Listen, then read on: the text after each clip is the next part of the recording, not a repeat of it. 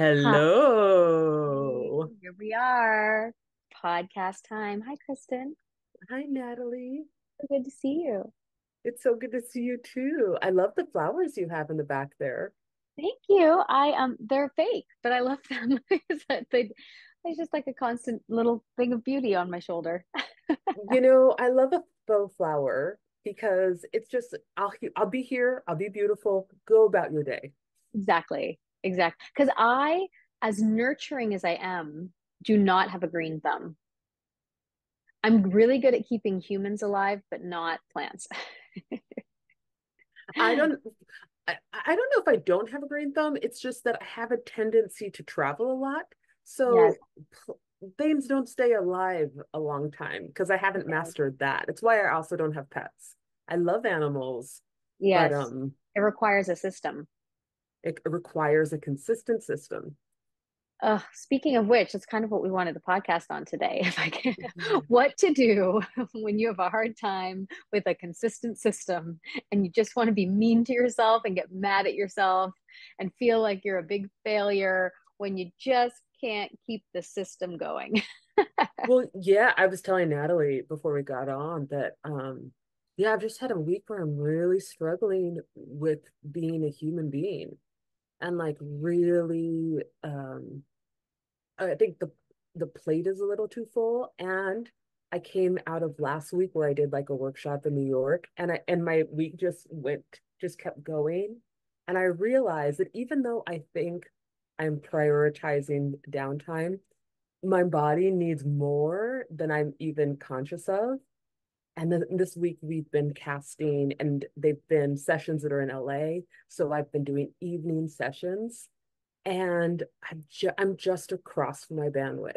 And Yeah. everything that's in my life is beautiful and great. But what's interesting inside of me is to watch that there's a part of me that one feels like I'm not doing good enough, whatever that is, or not keeping up, like struggling. I can see where my communication with others falls through the cracks, where I'm not getting everything on my list done that I want to get done, where I'm feeling like I'm letting people down. And then that feeling of like all of that makes me feel a sense of like shame or like not good enough. And that um, I can feel the part of me that can feel into that feeling. And so I've just been practicing. I was like, well, I'll just bring to the podcast today what's coming up, but really being able to like watch that. And then can I give that part of myself love, Mm. right? Can I give the part of myself love that struggles? And can I give the part of myself love that feels shame for any time I experience that kind of like not enoughness? Um, and can I just slow everything way down? And I find that when my mind wants to start going fast, um, that actually what helps is if I just go, be right here. And like, can we drop it into this moment and just enjoy it?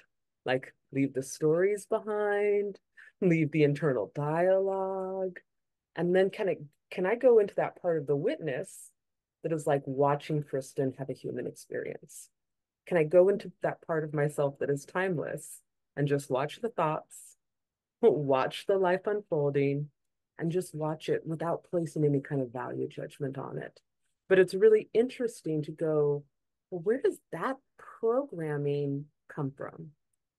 And and that part of me that wants to, well, almost like give myself a gold sticker or take it away. Mm, Yeah. mm. And so that's Yeah, an interesting, there's so much attachment to that gold sticker that then it yeah, makes sense that there are times that we do take it away from ourselves. Like if you're not enough, then you don't get to have this. And yeah. it's a self-perpetuated thing that feels really painful. And I think you're right. I resonate with that very much as well. Thank you for kind of bringing light to that. Well, yeah, it's very interesting. I feel like the universe is like, hey, let's shine a big spotlight on this. Also, it's interesting because my birthday is next week. So I Yeah. think I think there's that thing too of like, what are these like old programs or tapes that are operating quietly in the background that just aren't serving me? Mm, One of the things I became really hip to this year is how I can put too much on my plate, often out of enthusiasm, often out of sheer joy and love of life. I'll put too much on my plate and then create a system where I stress myself out trying to execute it all and to be able to see that I do that to myself. So, and that it's all changeable and that at any moment I can stop and go, hold on, I don't have bandwidth for this. And that with any collaborator, or I can say, hi, I thought I was going to be able to get this done this week. Turns out I cannot. Or with any friend, I can say, I know we made plans to sit and have tea tonight, but I cannot because my body is too tired. And the part of me that fears disappointing others, and so instead, I push myself past my own limits. And once I push myself past my own limits of what I can do and still feel good. So realizing, like, I feel like what I could see so clearly this week is it's my own issues with my boundaries. And when do I push myself past the point of feeling good? So mm, that's where the boundary needs to be drawn is like, I can, however, I can live my life and still feel good. And once I've hit that boundary, that's when I need to stop and say, I just can't. mm. Yeah, I think that we've been really conditioned and trained to push ourselves as opposed to know ourselves and like really get into the listening. And we've talked about this often in the podcast, but like the receptivity of the moment or the receptivity of my bandwidth or the receptivity of my capacity or what I'm resonant with at this moment. And there's ideas about what success looks like, what achievement looks like, that I get caught up in trying to keep up with the Joneses or trying to do the thing I think I'm supposed to do in the amount of time I think I'm supposed to do it. And I think birthdays bring that up too of like, am I where I thought I was supposed to be at this point? And there's this sort of like scale or this grading system. And often the grade we give ourselves is not enough. You didn't do enough, you weren't enough, you didn't accomplish enough. And it causes us to then push harder, push more. But the push is, it's dirty fuel, really, because the push Yeah. is motivated from what I'm not and how I have to fix or be better, as opposed to that really clean fuel of I feel called to something. And I often try to think of it as, is there a part of myself that, whether it's a future self or just like the witness part of myself or the higher consciousness part of myself, there's a part of myself that sees my possibility, that sees my potentiality, and it sees what I could experience and what I could have. And it's always calling me forward to something. But when I'm pushing myself, it's like the feeling for me, how it comes in my visual field is like the push comes from behind and a call forth or call forward comes from above. And Mm-hmm. so it's like which direction is the energy coming from? And it almost reminds me of when Michael Beckwith says like pain pushes until vision pulls. It's that Yeah. feeling of um, am I motivating myself via my not enoughness and trying to heal that wound?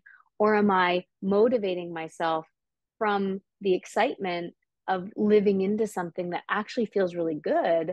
And if I want the end result to feel good, then the journey itself can't feel bad on the way to get there. And I really think that we get caught in these vicious patterns of taking love away from ourselves, taking the gold star away from ourselves. I often feel this a lot when I'm coaching actors. There's such a fixation on the mistakes and then being Oh, really mad yeah. at myself that I made the mistake, as opposed to really seeing like, oh, there's juice there. There's something to learn from there. There's something to move from there. And I just notice this all the time. We do this, I think, in relationships as well, Or what happens when someone doesn't live up to your expectation? What happens when someone disappoints you? What happens when you're not pleased with someone? You take the gold star away. And the gold star can be substitute for love, attention, energy, praise, but that we're really conditioned to live these transactional interactions with one another where it's like, if you do what I want you to do, if you live up to my expectation, if you behave the way I think is right, you get the gold star, you get my love, you get my energy, you get my bounty. But if not, I take it away.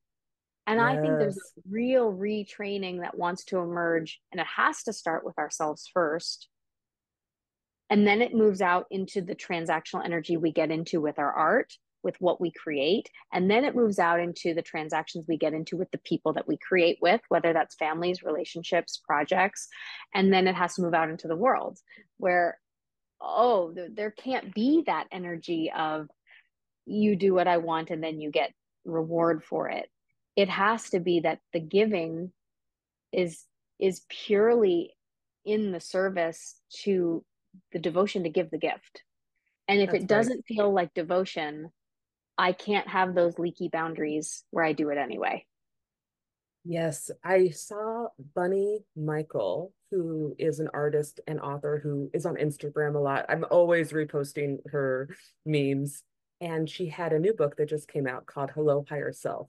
And she did a book signing here in Kingston. And I was so excited to go see her. But she calls it in her book limited heart, her, am I going to say the word right? Hierarchical. Am I saying that word right? Limited Hierarchy? limit, but Yes. Yep. limited hierarchical beliefs. Oh, I really Uh-huh. butchered that one. I'm so good at I don't know loving that word myself either, but when I we get to love ourselves and we mispronounce. don't know how to say words. I love it. Okay, limit hierarchical beliefs. That's a hard And word. yeah, thank you. And she says how ever since we were little kids, we get conditioned in this way, and that we're taught like almost to grade everything. So this kind of grading of other people and this kind of status, this thing that happens with wealth, this thing that happens with power, with popularity, this constant, um, am I good enough? Am I liked? Am I approved of? And trying to constantly win this worthiness by whatever metrics we use. And do it with our body, and we do it with our partners, and we do it all over the place, and how it actually keeps us from knowing ourselves as divine. And she talks about repairing the relationship with the higher self so that we can see ourselves the way our higher self sees us, which is this infinite love, compassion, and enoughness. And it was really beautiful to kind of hear her talk and read a little bit from her book about this process. And when you talk about the actors and the mistakes inside of the scene, I immediately think about all the writers I work with, and some writers who just want to get it right. Did I get it right yet? Did I get it right? And knowing there is no right. It's art, it's subjective, and this thing that happens, and it's been so part of my process in as a creative, is getting notes from people. Everyone is going to always have their idea of the thing they would make, right? The part of being an artist is looking inside and going, what is the thing that I want to make? What's the thing that is my expression of myself? And that the only way to figure that out is to make mistakes and try things. And yes, there are techniques and there are rules of drama that we can take and play with and work with inside of our scenes. But really, what we're looking for is our most authentic expression. And it's very interesting to discover inside of myself. I feel like I'm on this hunt for what is the most authentic expression, not only of myself as an artist, but of myself in my own life. What feels like the most me, and where I'm almost like on a hunt for those places. And I know that the getting off the path is part of the process of getting on the path, but what are those patterns, those habitual behaviors that feel like they get me out of being my authentic self? Yeah, it's like the life by design, where in the same way, I'm not trying to get my project right or my scene right or my expression right. I'm also not trying to get my life right. Like I actually am like, oh, I walked down this street this day and I didn't like it as much as that street. Okay, great. So next time I'll do it that way. And and really like giving ourselves permission that I feel like the more we learn and the more tools we have, the higher our expectation of our own perfection is. But the tools are not here to make us perfect. The tools are here to humble us more into our humanity. Like the tools are here to get us more connected to one another. And the way we connect most with each other is by going, oh, yeah, me too. Oh, yeah, me too. The way we connect least with each other is, oh, that person over there looks so perfect and they have it all together and they're never tired and their body is perfect and their life is perfect and their partner is perfect. That's how we connect least, right? But it's really in the mess, the mistakes, the humanity that we go, oh, me too, me too. That's where the actual stuff of life is. And it really makes me think too of like, I don't know anything really about this person or their process, but I think of Van Gogh painting sunflowers over and over and over and over. And I don't think the point was any single painting that he made. It was just who he became and showing up to paint sunflowers another day and another day and another day. And it reminds me of this really beautiful story that Michael Singer tells on his podcast, where he tells the, please go find the story and listen to it so you can hear him tell it because it's really beautiful how he tells it. I'm sure I'm going to tell it in a less perfect way than I see him doing it. But he tells this story about the person went to see the doctor and they had a problem with their hands. They couldn't use their hands properly. And so the doctor said, I want you to go make ashtrays. I need you to go make ashtrays and then like come back. And so the person sat and they were making ashtrays and they were frustrated because they couldn't make it quite right. And it wasn't like going well. And then once in a while I'd make kind of a good one, but what and then in the end, they came to see the doctor with the big box of ashtrays they'd made. And the doctor threw them all away because it wasn't about evaluating the ashtrays. It was about how your hands feeling. What happened to your hands while you were doing that, right? And so it's like, what Michael Singer says is like the ashtrays are our life. In the end, it all gets thrown away. It all doesn't matter. The body just goes into the earth or goes back to mama. Like it all goes away. We don't even look at it at the end. It doesn't matter. It's meaningless. But who you got to be inside, like how the hands got to get strengthened or changed through the process of making all those imperfect ashtrays. So it's like, here's our life, this series of imperfect days that all get thrown away. We don't take them with us. They're gone after we've lived them. They're gone. They're over. But what matters is the involution of my soul having had that experience. And then who do I get to be tomorrow as a result of whatever I made today?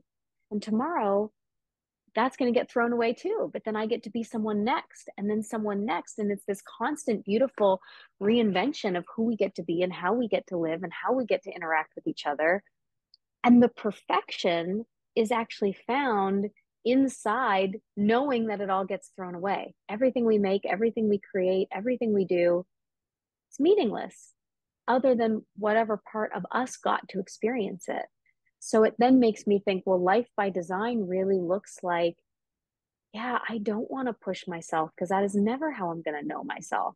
But what I do want to do is, and you and I talk about it a lot, I want to follow the charm, follow the desire, follow the excitement, follow the evolutionary torch that feels like it's mine to take forward. I want to get curious. I want to put my hands in the mud. I want to go outside in the rain. I want to dance. I want to talk to this person. I don't feel like talking to this person. Okay. And you don't even have to explain it or justify it. You just get to have the boundary, knowing that the boundary is just the thing that allows your soul to grow out into its own experience, and you hold the boundary so the soul can have the experience that it wants to have, not to keep anything or anyone out, just so that your soul gets the sacred place of its own experience. Martha Beck talked this week on her podcast about the way to heaven is heaven. So that the way to have a beautiful life experience is to check in and see if you're enjoying what you're doing. Like, am I having fun right now? Is this making me laugh or dance or play or feel good or feel more like myself? Like, am I enjoying this?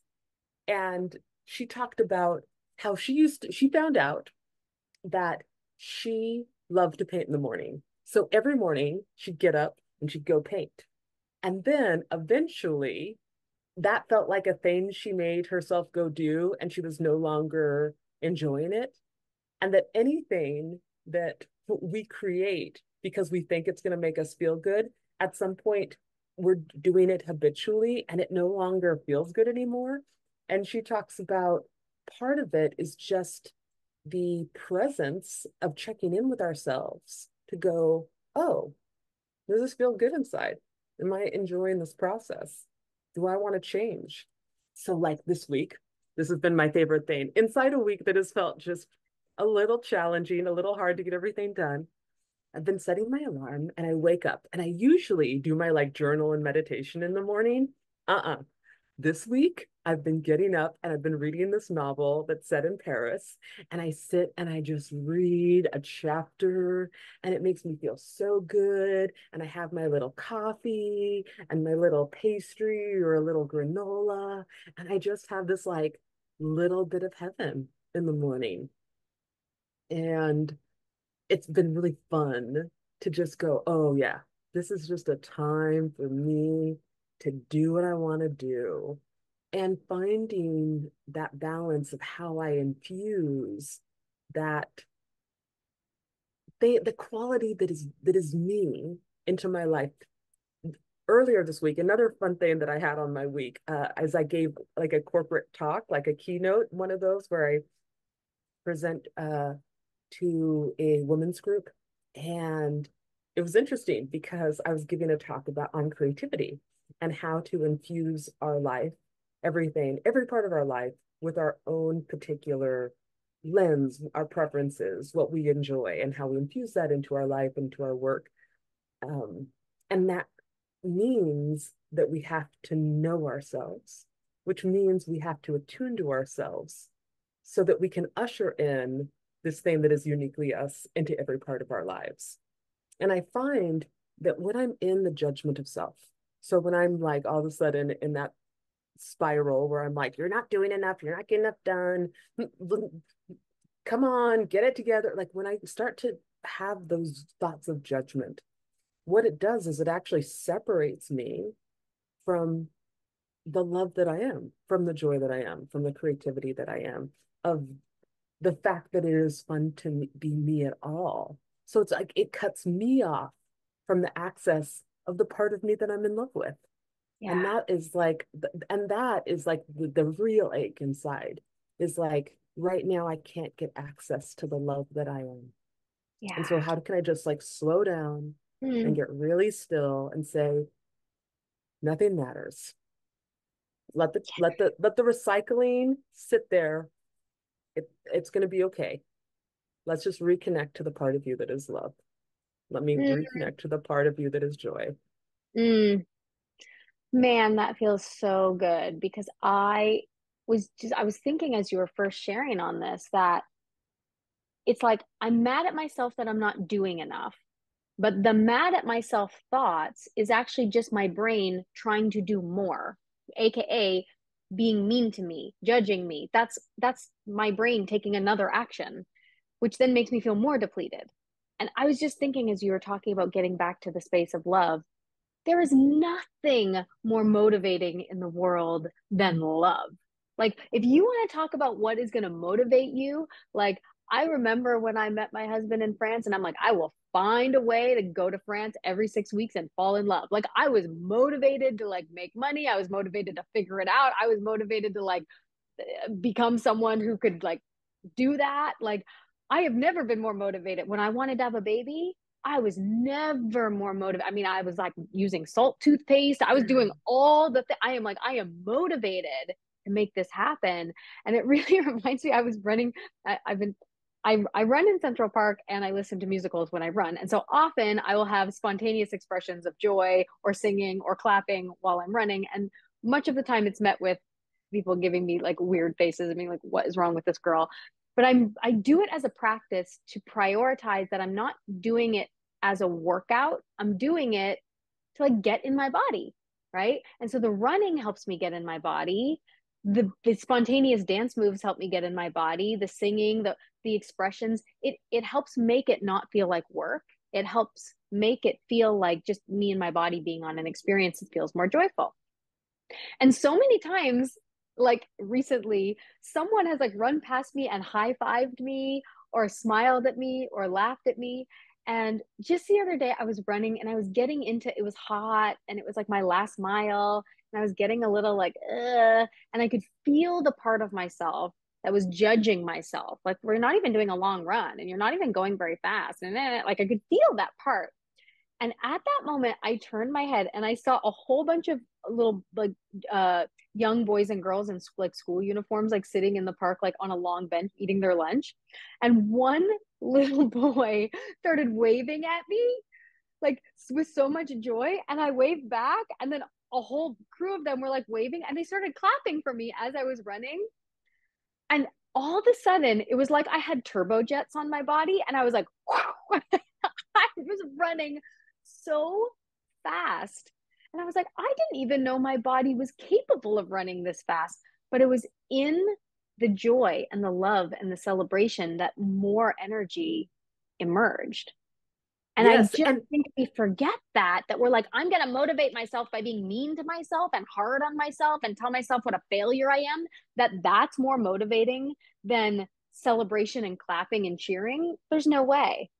there's no way. And when you were talking before about the thing that pulls you forward, what came up in my body was this, it's always my heart. It's my heart that pulls me forward to the future. And it's almost like someone has a string on my heart and is pulling me. And it's like, oh, I guess I'm gonna go make that show now. Oh, I guess I'm gonna go do this thing now. And I'm such I feel like I'm just such a servant of my heart. I can't help it. That if my heart wants to go somewhere, I'm just like, all right, I guess we're going. This is what we're doing now. And it's true. There's nothing more motivating than that love, joy, play, celebration.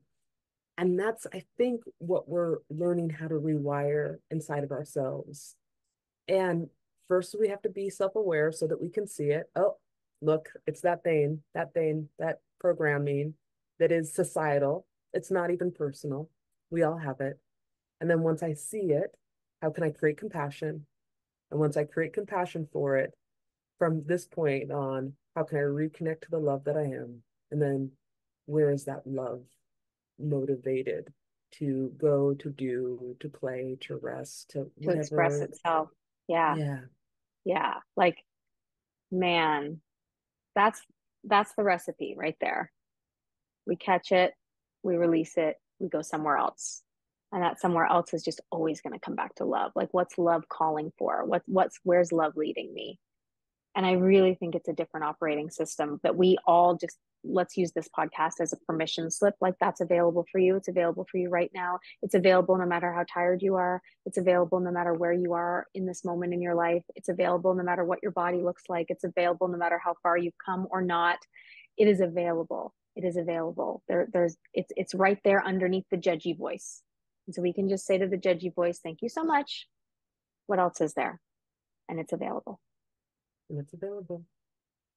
Oh, good job. Thank you, Natalie. Yay! I love podcasting with you, Kristen. So fun. I know. Well, to everyone who's listening, may love lead you this week, and may you be kind to yourself the moments that you catch that love isn't leading. And may you give yourself all the compassion and gentleness in the world. And remember that your heart is right there with you, ready to love you, ready to give you all the love that you need. And that heart will show you who your authentic self is and how it wants to express in the world. Thank you so much for listening, and thank you for being committed to showing up for your dreams. If you would like to know more about what we are up to or find more information about our podcast, upcoming retreats, or anything else, please go check out our website, www.thecreateseries.com. And you can come and jam with us on Facebook. I know we're still on Facebook. We have a Create community page, and that's Create C.R.E.A.T.E.E.